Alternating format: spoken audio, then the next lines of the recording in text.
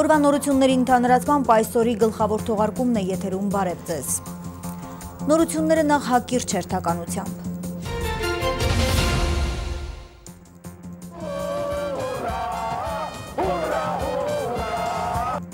Մարտի 5-ը ազգային հերոս պարապետ Վազգեն Սարգսյանի ծննդյան օրն է, այսօր նա կդառնար 57 տարեկան։ Երկրապահների օրհնություն եւ երթում, օրվա խորհուրդը կենտրոնական հրապարակում։ Հոգեբանական պատնեշներ եւ տեխնիկական բացեր, ներառական կրթության Աքիլեսյան գարշապարը։ Գազալցակայանների բոյկոտ, թե հաշվիչների ստուգում, նորանշանակ մարզպետի արձագանքը։ Նվազագույն խնդիրը լուծված է, նպատակը մրցանակային տեղ գրավելն է։ Նախ սահմանի մասին, հակառակորդը դարձյալ խախտել է հրադադարը Ղարաբաղ-ադրբեջանական շփման գծի հարավային ուղղությամբ, կիրառել է տարբեր չափի ականանետեր, հայ դիրքապահների ուղղությամբ արձակել է շուրջ 1300 կրակոց։ Բացի վերոնշյալից շփման գծի հարավային եւ հյուսիսարևելյան ուղղություններով ադրբեջանական զինուժը կիրառել է 60 եւ 82 մմ-անոց ականանետեր, հյուսիսային ուղղությամբ հան 17 տիպի նռնականետ։ Պաշտպանության բանակի առաջապահ զորամասերի պատժիչ գործողությունների արդյունքում հակառակորդի նախահարձակ ակտիվությունը ճնշվել է։ Պաշտպանության բանակի առաջապահ զորամասերը շարունակում են լիակատար վերահսկողություն պահպանել առաջնային գծում եւ վստահորեն իրականացնել մարտական հերթապահություն։ Մարտի 5-ը ազգային հերոս պաշտպանության նախկին նախարար վարչապետ Վազգեն Սարգսյանի ծննդյան օրն է։ Այսօր նա կդառնար 57 տարեկան։ 1990-ից 92 թվականներին Վազգեն Սարգսյանը երկրապահ կամավորական ջոկատների հրամանատարն էր։ 91-ին դարձավ առաջին պաշտպանության նախարար, իսկ 99-ի հունիսից Հայաստանի վարչապետն էր։ Հայրենիքի պաշտպանությանը մատուցած անգնահատելի ծառայությունների համար ժողովուրդը նրան կնքել էր սպարապետ անունը։ Բարենապնորեց, կեզ մուտ բանդեց, կեզ բաժանեց մեզանից։ Արազապին ծնված ընգեր։ Նա վստահ էր, Հայաստանը բառերով սիրվող երկիր չէ, նաև հեռադիտակով դիտվող երկիր չէ։ Ասում էր քարերի հետևում քար կա, մշուշի հետևում մշուշ։ Վստահ էր, երկրի սահմանները գծվում են արյամբ եւ ամրանում քրտինքով։ Տեսնում էր, թե ինչպես են միջազգային գեղեցիկ ու հարթ նշանառության օրենքները դիպչում մեր քարերին ու ցակ ու ցրիվ լինում։ Հավատացած էր, օրենքները Հայաստանում ծնվում են սահմաններում, ծնվում են անհրաժեշտաբար եւ խորհրդարան են մտնում լոկ հանդերձավորվելու համար։ Նաև գիտեր, երկրի մայրաքաղաքը սկսում է խրամատից։ Հուրա, հուրա, հուրա, հաշնիզերից ուրը շողշողա։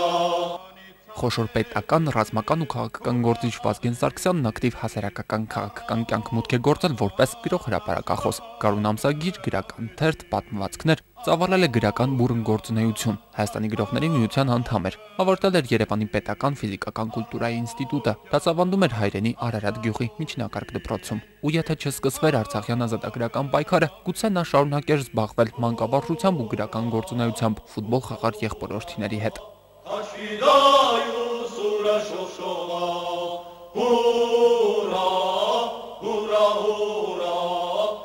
Արցախյան ազատամարտը փոխեց Վազգեն Սարգսյանի հետագա ճակատագիրը, գրիչը փոխարինեց զենքով, նետվեց առաջնագիծ։ 90-ականների սկզբին Արարատի շրջանում նա ստեղծեց առաջին կամավորական ջոկատներն ու կազմակերպեց երասխի ինքնապաշտպանական մարտերը։ Սակայն հակառակորդին դիմագրավելու համար ոչ թե ջոկատներ, այլ կանոնավոր բանակ էր պետք։ Վազգեն Սարգսյանը կանգնեց բանակաշինության ակունքներում։ Տարիներ անց նա կխստովաներ, բանակը ստեղծելը ծանր, սակայն հաճելի հոգս էր։ Նա անկեղծորեն փաստում էր, մեր բանակը ինքնակրթությամբ ստեղծված բանակ է։ Մենք չէինք կարող սպասել, որ հեռուներից գեներալները գային եւ կռվել սովորեցնեին։ Մենք մեր հովվի, արհեստավորի, բանաստեղծի միջից հանեցինք պաշտպանության նախարարին, գեներալին, զինվորին ու կռվեցինք։ Փառք Աստծո, բաց չկռվեցինք։ Բարով եկար, սիրով եկար, ույսու հավատ վերիզում ես։ Ամեն տարվա պես պարապետի ծննդյան օրը եռաբլուրում մարդաշատ է։ Հասարակական, քաղաքական ոլորտի գործիչներն ու պարզապես քաղաքացիները մեկ անգամ եւս ծաղիկ են դնում, գլուխ խոնարհում ու ասում շնորհակալություն։ Հայ ժողովուրդը, իշխանությունները բոլորս բարձր են գնահատում իր ներդրումը մեր երկրի կայացման, Արցախի ազատագրման, Արցախի կայացման գործընթացներում եւ յուրաքանչյուր հայ պարտավոր է ուղղակի հիշել եւ հարգել սպարապետի հիշատակը։ Չենք մոռանա սեպուխանը ընկած ոտքեն իրավոր։ Նա ասում էր, որ երջանիկ մարդ է, բայց նաև նշում, որ իրեն չեն հասկանում։ Իրենից վախենում են, արջի կերպար են ստեղծել ու իրար վախեցնում են, բայց նա պարզապես զինվոր էր, հայ էր։ Վստահ էր, ամեն մարդ ինքն իր առաջ պիտի պատասխան տա, ով է ինքը։ Գրիգոր Հարությունյան, Կարեն Թադևոսյան, այսօր։ Ամենայն հայոց կաթողիկոս Գարեգին II կարգադրությամբ հայոց սպարապետ Վազգեն Սարգսյանի ծննդյան օրը հռչակվել է պատանի երկրապահների օրհնության օր։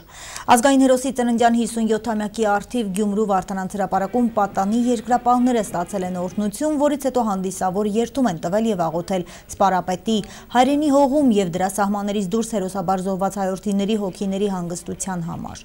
Երկրապահ կամավորականների միությունը սեփական արյամբ հայրենի հողը պահող եւ հայրենիքի լուսավոր ապագան կերտող քաջերի միությունն է։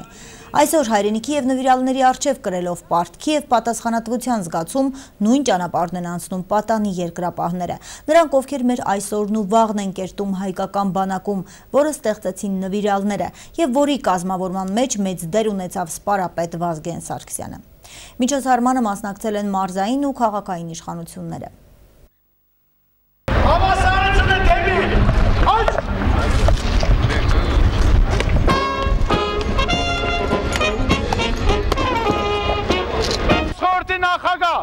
Շիրակի պատանի երկրապահները երթման արարողության համար շարված են։ Զորահանդեսի հրամանատար փոխգնդապետ Տիտանյան։ Ողջույն է։ Շնորհավորում եմ ձեզ սպարապետ Վազգեն Սարգսյանի ծննդյան եւ պատանի երկրապահի երթման օրվա արարողության կապակցությամբ։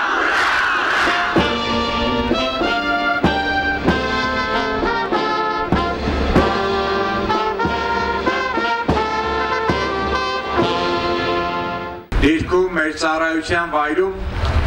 այս երկիրը հողը պահելու առաքելությունն է։ Աստված իր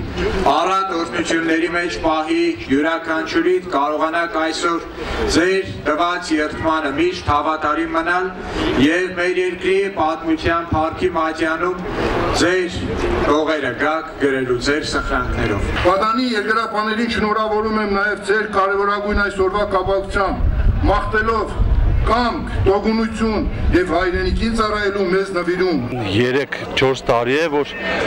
սերժանտական դասընթացներ են մասնակցում,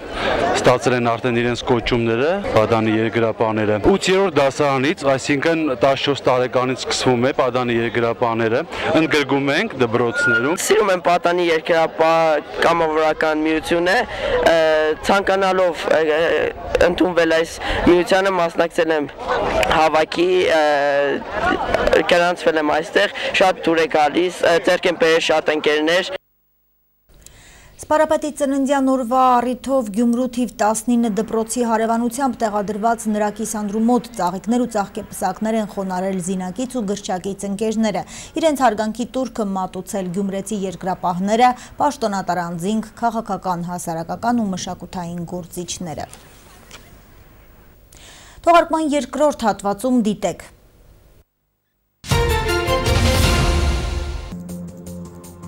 Հոգեբանական պատնեշներ և տեխնիկական բացեր, ներառական կրթության Աքիլեսյան գարշապարը։ Գազալցակայանների բոյկոտ, թե հաշվիչների ստուգում, նորանշանակ մարզպետի արձագանքը։ Նվազագույն խնդիրը լուծված է, նպատակը մրցանակային տեղ գրավելն է։ Թողարկումը շարունակենք մամուլի տեսությամբ։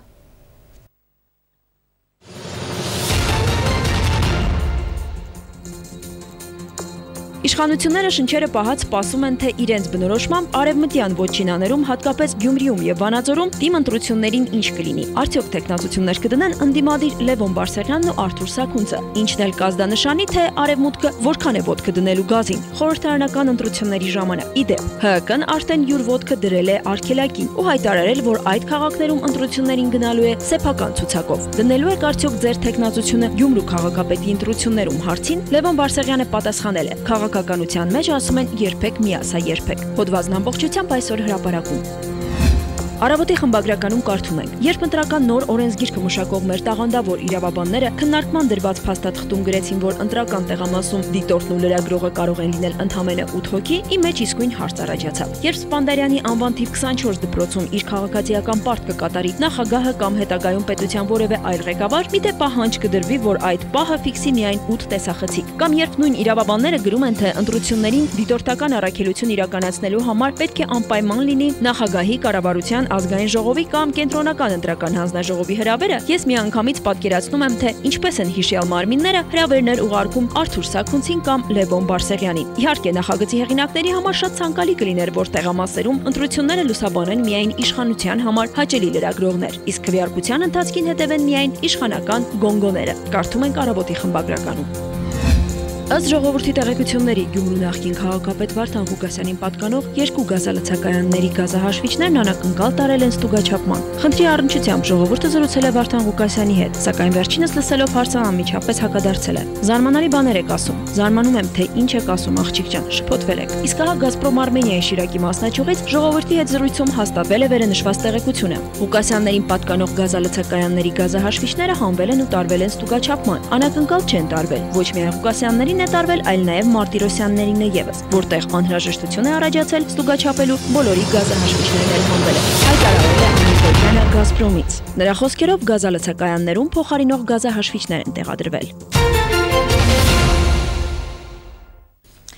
Մամուլում արտարծվող գազալցակայանների թեմային անդրադարձել է նաև այսօր լրատվականը։ Մարտի 5-ի վաղ առավոտյան Գյումրու տարբեր հատվածներում գործող ավտոգազալիցքավորման ճնշակայանները փակ էին։ Շրջանառվող պատճառները մի քանիսն էին։ Ըստ մամուլում տարածված տեղեկությունների, որոշ գազալցակայաններից հաշվիչները տարել են ստուգաչափման։ Որոշ աղբյուրների համաձայն էլ գազալցակայաններում գազի պաշար չի եղել։ Օրվա ընթացքում պարզվել է, որ քաղաքի բոլոր գազալցակայանները չեն գործում, փոխարենը հսկայական հերթի գոյացումով ավտոմեքենաների վարորդներ սպասարկել է միայն մեկ գազալցակայան, տեղակայված Ախուրյանի խճուղուց դեպի Երկաթգծի Նորավան տանող խաչմերուկում։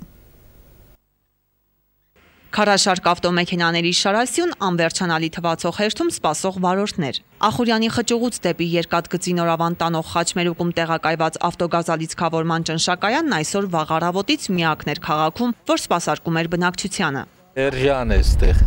Ինչքան է տարբերություն։ Շատ։ 50 ամով։ Այսքան ավելի ծերնտու է։ Հա, ծերնտու չէ։ Էրջանում ծերնտու չէ։ Սաղին է ծերնտու է։ Պրոստը ղեկավարությունը պետք է մտածի, որ այսպես պրոպկե չինե մարդիկ իրար կուդեն։ Բոլոր վարորդների մեկտեղման պատճառները տարբեր էին։ Նրանցից ոմանց մեկ խորանարդ մետր գազի դիմաց համեմատաբար էժան գիններ այստեղ բերել 155 դրամ։ Մյուսները եղել են քաղաքի տարբեր հատվածներում, սակայն գործող գազալցակայան չեն գտել։ Չկա այս մետեղում, գնացի ֆարացը չկա, սովխոս չուլոշն է։ Ինչն է պատճառը, որ չկա։ Մեսի մեկեքսե կամպրեսեն է խարապ, մեկեքսե չի աշխարդի, մեկեքսե գազ չունենք, չունեմ։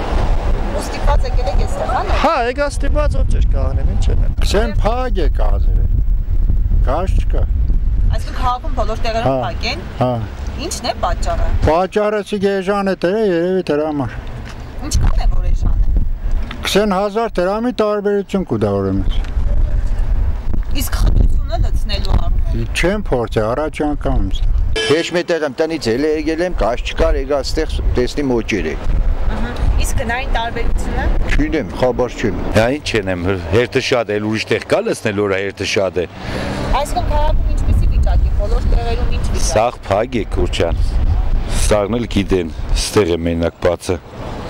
Այսինքն փակ է դրա համար է գիտեք թե գնային տարբերությունը։ Ներկա մոմենտ փակ է, դորմար եկել ենք։ Գազալցակայանի պատասխանատուները չցանկացան որևէ պարզաբանում տալ ստեղծված իրավիճակի վերաբերյալ։ Տեսախցիկից այն կողմ սակայն նշեցին, որ հերթի գոյացումն իրենց համար ոչ նորություն է, ոչ էլ զարմանալի։ Իսկ մեկ խորանարդ մետր գազը 155 դրամով սպառողին վաճառելն իրենք բնականon են համարում։ Հիշեցնենք, որ նշված գազալցակայանը մի քանի ամիս առաջ վաճառվել էր։ Մոտ 1 ամիս է ինչ վերաբացվել ու աշխատում է նույն հիմունքներով, ինչպես ներկայում։ Իսկ թե ինչու այսօր քաղաքում ոչ մի գազալցակայան չի աշխատել, իրենց համար է անհայտ։ Մեր նկարահանող խումբն օրվա ընթացքում եղավ քաղաքի տարբեր հատվածներում տեղակայված ավտոգազալիցքավորման ճնշակայաններում։ Դրանք փակ էին եւ մեզ չհաջողվեց խոսել ու պարզաբանումներ ստանալ պատասխանատուների հետ։ Շատ վարորդներ էլ անտեղյակ ստեղծված իրավիճակին գալիս էին ու փոշմանած հեռանում։ Ելելենք մանետը մաչխալելու ան, դյա։ Ինչ ասեցիք, որ չկա։ Չի եղնի, եբ Ըստ մամուլում տարածված տեղեկությունների որոշ գազալցակայաններում անակնկալ կերպով հաշվիչները տարվել են ստուգաչափման։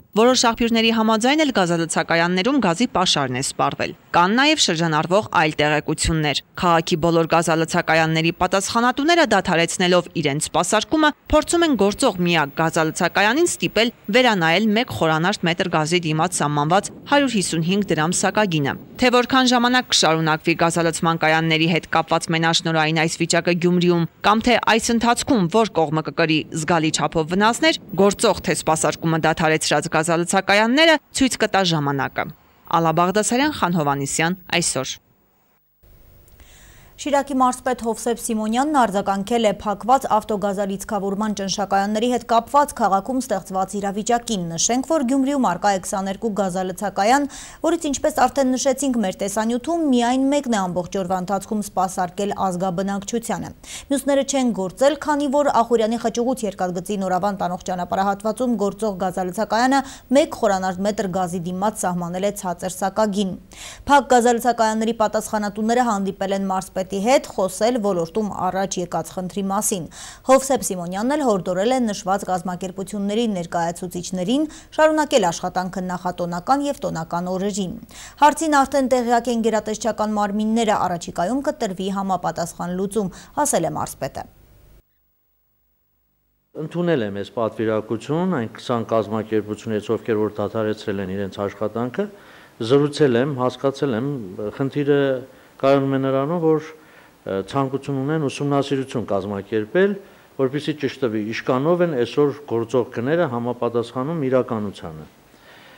Ես այս խնդիրները ներկայացրել եմ, որտեղ որ պետքն է, հորդորել եմ մեր կազմակերպություններին, ովքեր որ դադարեցրել են աշխատանքները, հաշվի առնելով, որ վաղը մյուս օր 7-8 դրանք նախատոնական օր է, հորդորել են, որպեսզի իրենք աշխատանքները կազմակերպեն, որովհետև մեծ ցանկության դեպքում բավական դժվար է ուսումնասիրությունները կազմակերպել եւ համապատասխան ընթաց տալ։ Դրա համար առաջարկել եմ, որպեսզի իրենք աշխատանքները կազմակերպեն ամսի 9-ին աշխատանքային օրը, ուրեմն տնտեսական մրցակցության պաշտպանության պետական հանձնաժողովի կողմից, պարոն Շաբոյանի կողմից այս հարցը արդեն ինքը տեղյակ է, համապատասխան երևի ուսումնասիրություններ կկազմակերպեն, հնարավոր չէ այսօր ամբողջ քաղաքի տարածքում դադարեցնել ուրեմն գազի լիցքավորումը, գիտենք, որ մեր ազգաբնակչության ուրեմն փոխադրամիջոցները հիմնականում հիմա լիցքավորվում են ոչ թե բենզինով կամ դիզելով, այլ գազով։ Եվ հաշվի առնելով դա, հույս ունեմ, որ մեր ուրեմն համաքաղաքացիները, մեր կազմակերպությունները իմ հորդորը կընդունեն։ Մեկ լուր տեղի կրթական ոլորտից։ Կրթության առանձնահատուկ պայմանների կարիք ունեցող 939 երեխա սովորում է հանրակրթական դպրոցներում։ Խոսքը Շիրակի մարզում ներառական կրթություն իրականացնող դպրոցների մասին է։ Առայժմ դրանց թիվը 15-ն է, 11-ը Գյումրիում, մյուսներն Աշոտսքում, Արտիկում ու Ազատանում։ Ամեն տարի ցանկին մի քանի դպրոց ավելանում է, իսկ մինչև 2025 թվականը բոլորն են լինելու ներառական։ Սա ենթադրում է ֆինանսական մեծ միջոցներ, հաստատությունները նախ պետք է հարմարեցվեն երեխաների կարիքներին, հետո էլ մասնագետների պակասը լրացնելու խնդիր կա։ Գյումրու Գրիգոր Լուսավորչի անվան թիվ 31 հիմնական դպրոցը մեկն է մարզային ուսումնական հաստատություններից, որն իրականացնում է ներառական կրթություն։ Բակից արդեն տեսանելի է։ Կառույցը փորձել են հարմարեցնել հաշմանդամություն ունեցող երեխաներին։ Ներսում եւս պատկերը նույնն է։ Այս կերպ հենաշարժողական խնդիր ունեցող երեխաների շարժը դպրոցում միայն առաջին հարկով չի սահմանափակվում։ Չնայած անհրաժեշտ պայմանները ստեղծված են, բայց հենաշարժողական խնդիրներ ունեցող երեխաների շատ չհանդիպեցինք, այստեղ ավելի մեծ թիվ են կազմում խոսքի խանգարում, աուտիզմ, վարքային ու հոգեբանական խնդիրներ ունեցող երեխաները։ Սկզբում 19 է, հիմա արդեն 54 ներառված երեխա կա դպրոցում։ Տնօրենն անկեղծանում է, 3-4 տարի առաջ հեշտ չէր, կային հոգեբանական խնդիրներ, որոնք պետք է հաղթահարեին ոչ միայն երեխաները, այլ նաև ու ավելի շատ ծնողները։ Դրական տեղաշարժ այս իմաստով հիմա կա, բայց խնդիրն ամբողջությամբ լուծված համարել դեռ վաղ է։ Չէի շեշտը տնի սովետական, ուղղակի դա մեր ազգային մտածելակերպի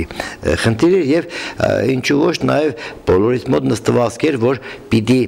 խնդիր ունեցող երեխան առանձնացի հասարակությունից։ Եվ փառք ու պատիվ այսօր այն մտահոգ մարդկանց, այն կազմակերպիչներին, որ կարողացանք մենք ինտեգրել ծնողներն էլ կամաց հասկանան, որ փառքասու եթե իրենց առողջ լավ երեխա է ծնվել, մյուս երեխան մեղ չունի դրանում, որ ինքը պետք է անտառ մնա ստվերում, երկրորդ պլանում կամ մեկուսացված։ Երեխաների մոտ, եթե փորձենք երեխայի աչքերով նայել, սկզբնական շրջանում իրենց համար կարող է նույնիսկ տարօրինակ թվալ դասարանում նմանատիպ աշակերտ տեսնելը, իսկ հետագայում արդեն աշխատանքներ ենք տանում եւ դասարանի հետ եւ ուսուցչի հետ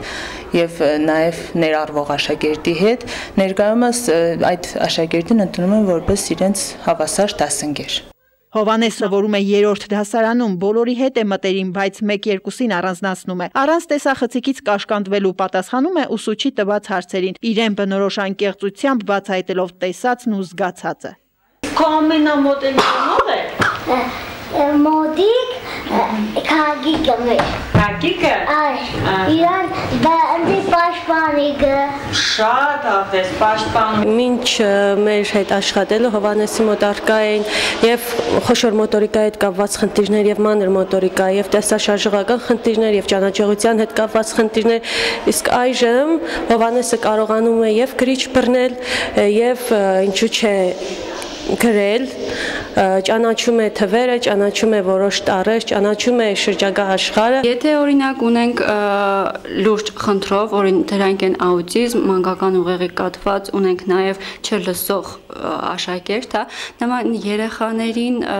մենք դասապրոցեսից ենք դուրս բերում, քանի որ նրանք դասապրոցեսից առաջ եթե կան 20 րոպե պարապենք, հետո նստեն դասին, արդեն իրանք հոգնած կլինեն։ Դրա համար մենք դասապրոցեսին 20-ից 30 րոպե դուրս ենք բերում, պարապում են մեր մասնագետները, այնուհետև վերադառնում են դասերի։ Այստեղ միայն Հովանեսի հաջողություններից չէ, որ խոսում են, օրինակները շատ են։ Դպրոցում պատահական հանդիպեցին Գայանե Ալավերդյանին, ասում է իր երեխան հուզակամային խնդիրներ ու խոսքի խանգարում ուներ, բայց հիմա արդեն դժվարություններն անցյալում են։ Դպրոցում հոգեբանի ու հատուկ մանկավարժի հետ աշխատանքն արդյունք տվել է։ Սեփական փորձով մյուս ծնողներին խորհուրդ է տալիս, անկախ հաշմանդամության ձևից երեխային պետք է դպրոց ուղարկել։ Պետք է երեխաներին ընդառաջել,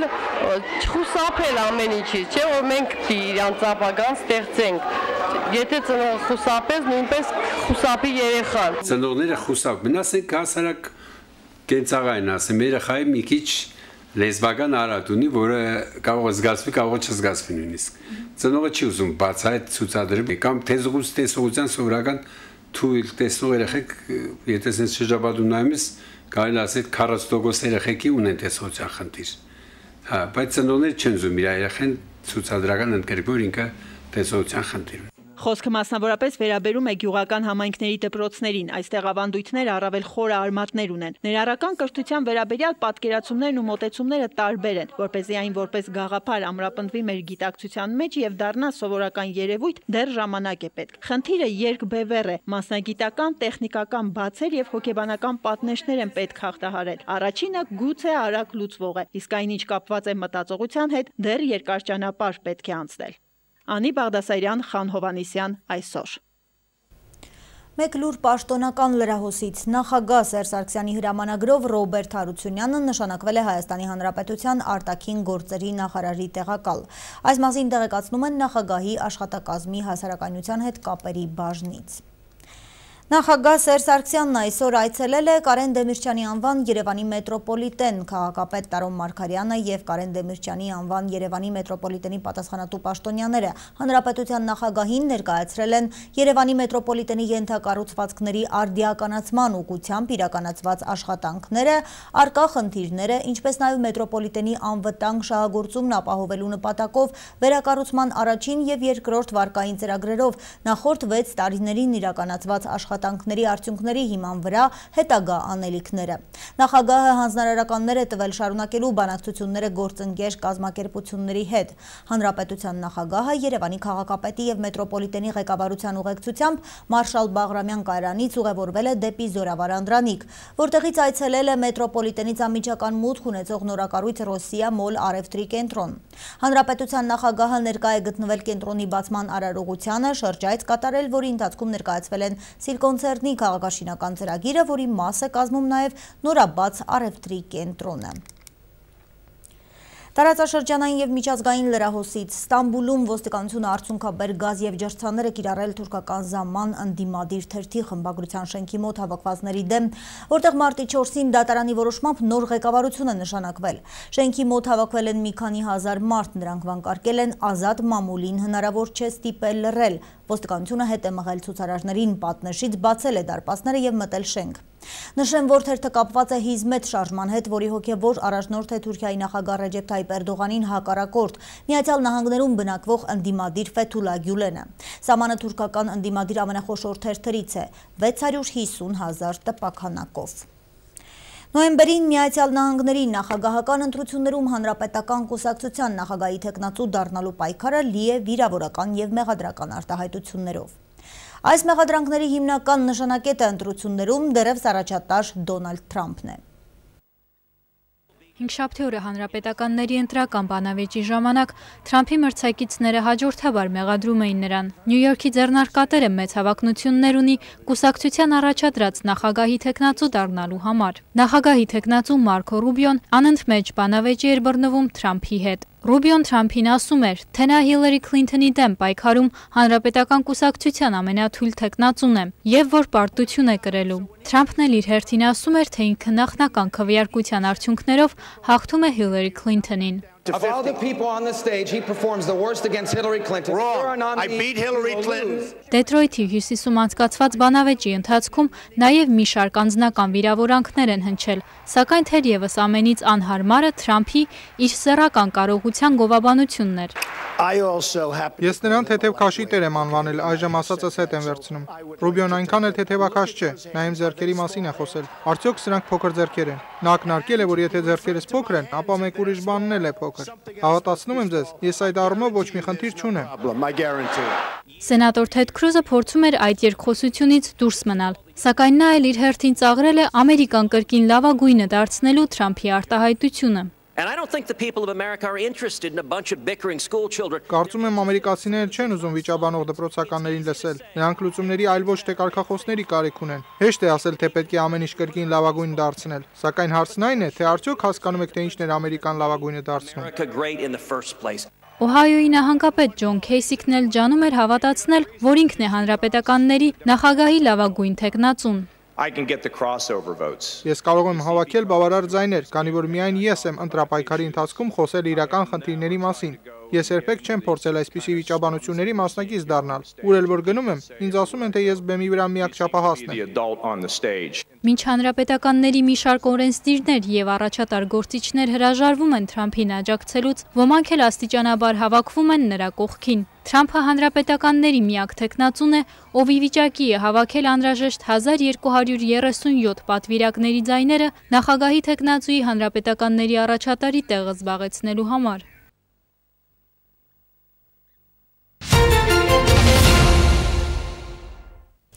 Գյումրու ֆուտզալի թիմն ընթացիկ առաջնությունում լուծել է իր առջև դրված նվազագույն խնդիրը, հայտնվելով լավագույն քարյակում։ Նպատակը մրցանակային տեղ գրավելն է, առաջին շրջանում մեր ֆուտզալիստներին մնացել է անցկացնելու մեկ հանդիպում։ Ինչպես են գյումրեցիները պատրաստվում այդ հանդիպմանն ու երկրորդ շրջանին, հետևել է Հաբեթ Հարությունյանը։ Հայաստանի ֆուտզալի ընթացիկ առաջնությունն իր դիտարժանությամբ տարբերվում է նախորդներից, չնայած մասնակից թիմերի քիչ լինելուն մրցակցությունը շատ մեծ է, հատկապես լարված են անցնում Գյումրու համանուն թիմի մասնակցությամբ խաղերը։ Գյումրին լավագույն քայլակում է և շարունակում է պայքարը մրցանակային տեղերի համար։ Առաջնության ընթացքում խնդիր էր տրված, որ թիմը կարողանա տեղ գրավել առաջի լավագույն քայլակում, որպեսզի շարունակի հետո եւ չեմպիոնական պայքար եւ մրցանակային տեղերի համար։ Այդ առաջադրանքը թիմը կատարեց։ Գնալով մեծանում է հետաքրքրությունը ֆուտզալի նկատմամբ, մնում է պահել մակարդակն ու փորձել այն բարձրացնել։ Առաջին շրջանի վերջին հանդիպումը Գյումրին կացկացնի մրցակցի հարկի տակ եւ կմրցի Վանաձորի Հովհաննես Թումանյանի անվան պետական համալսարանի թիմի հետ։ Հիմա տեսնենք երկրորդ շրջանը ինչպես կստացվի, որտեղ յուրաքանչյուր խաղ արդեն ունի ոսկե միավորի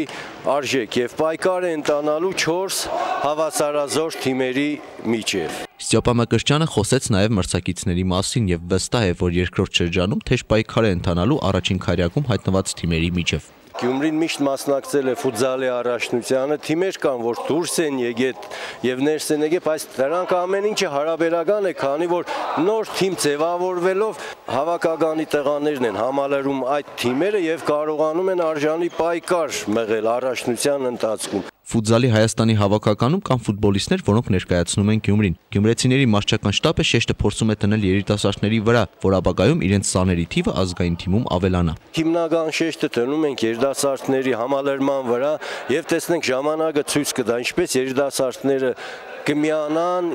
ֆուտզալին։ Կան գործոններ, որոնք խանգարում են մարզաձևի զարգացմանը, նշում է Ստյոպա Մկրտչյանը, ժամանակ է պետք ինչ-որ արդյունքի հասնելու համար։ Մեծ ֆուտբոլը եւ ֆուտզալը հենվում է մանկապատանեկանի վրա, նոր սերունդ աճեցնելու, դաստիարակելու վրա, բայց շատ հանգամանքներ կան եւ օբյեկտիվ եւ սուբյեկտիվ պատճառներ, եւ դա ամեն ինչից ելնելով մենք աշխատում ենք, որ կարողանանք ներգրավել երիտասարդներին, բայց ամեն ինչ իրոք ժամանակը ցույց կտա, որտեղ խնդիրները եւ մեծ ֆուտբոլում եւ փոքր ֆուտբոլում շատ են։ Գնա միացի, չորս է կանանել հարիղ տակը։ Ֆուտզալի Հայաստանի առաջնությունը թևակողել է կարևոր փուլ, առջևում խաղարկվելու են ոսկե միավորներ։ Գյումրու ֆուտզալի թիմը պատրաստվում է այդ հանդիպումներին եւ վստահ է, որ անպայման կուրախացնի իր երկրպագուներին։ Հապետ Հարությունյան, Արթուր Մարգարյան, այսօր։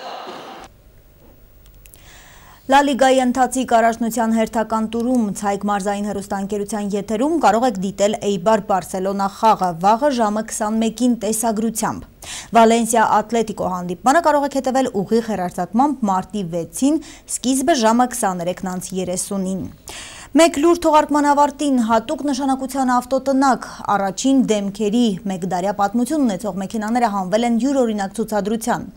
Այնտեղի ունեցել Մոսկվայի Սակոլնիկի այգում ներկայացված է եղել 95 մեքենա Նիկոլայ II թագավորից մինչև Բորիս Ելցին։ Պարզվում է Նիկոլայ II-ն առաջին թագավորն էր, որը ձիերից միանգամից անցավ ֆրանսիական լիմուզինի։ Հեղափոխությունից հետո ավտոտնակն անցավ կոմունիստների ձեռքը, ներկայացված է եղել Լենինի Ռոլս-Ռոյսը, Ստալինի Լինքոլնն ու Պակարդը, Խրուշչովի Զիլ 111-ը, որը 60-ականների խորհրդանիշն էր, եւ Ելցինի Մերսեդեսը։ Սա այսօրի գլխավոր թողարկումն էր, իսկ ես ձեզ հրաժեշտ եմ տալիս մաղթելով բարի հանգստյան կիրակի։